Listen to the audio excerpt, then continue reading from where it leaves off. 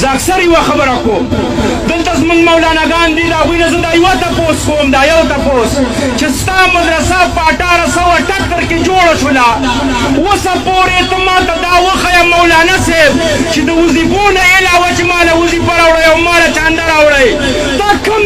مدرسې نه انجینر ورکړی تا کومې مدرسې نه اوسه پورې ډاکټر ورکړی تا کومې مدرسې نه اوسه پورې ساینسدان ورکړی تا کومې مدرسې نه اوسه پورې میجر ورکړی تا کومې مدرسې نه اوسه پورې ایسي ورکړی تا کومې مدرسې نه اوسه پورې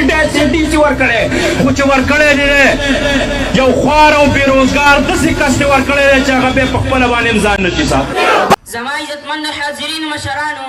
د هر څیز او د هر انسان خپله خپله ډیوټي وي د مدرسې ډیوټي قرآن او حدیث ښودل دي چې په دې سره انسانیت ته خیر رسوي کم خلک چې وایي مدرسو څه وکړو مدرسو هغه څه وکړو چې هغه نه یو سکول کړي نه یو کالج کړي او نه به یونیورسټي وکړي د مدرسو کردار ته وګورئ مدرسې د جاهلان نه انسانان جوړ کړل مدرسې د انسانان نه عالمان جوړ کړل مدرسې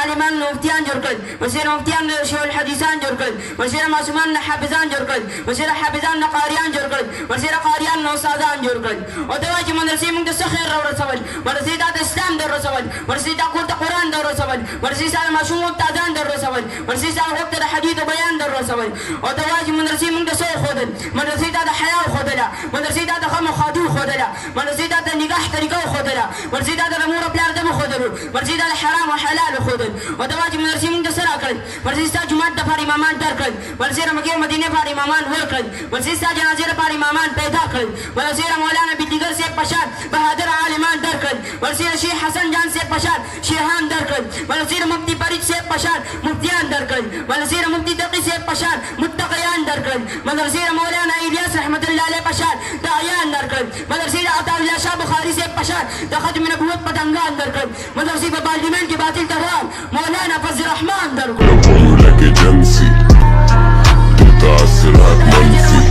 نعرہ تکبیر نعرہ تکبیر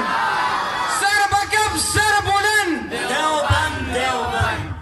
او ته وایي چې د مدرسو کردار را دوښایه په ټوله دنیا کې دعوت تبلیغ پرچار ته وګوره دا د مدرسو کردار دی د دنیا بهر محاذ مجاهدینو ته وګوره دا د مدرسو کردار دی د دنیا په مخ خانقاهونو ته وګوره دا د مدرسو کردار دی د پارلیمنټ په کوڅو علماء حق ته وګوره دا د مدرسو کردار دی د مجاهدینو د لاسه د دې زمانې د فرعون شکست ته وګوره دا د مدرسو کردار دی بچو ته چې څوک علم د قرآن ورکوي بچو ته چې څوک علم د قرآن ورکوي جوړې به د جنت غني سبحان ورکوي مدارسو په دنیا کې هم انسانیت ته خیر ورکړی دی او انشاءالله د آخرت د خیر ذریعه به هم ګرځي وما علینا الا البلاغ المبین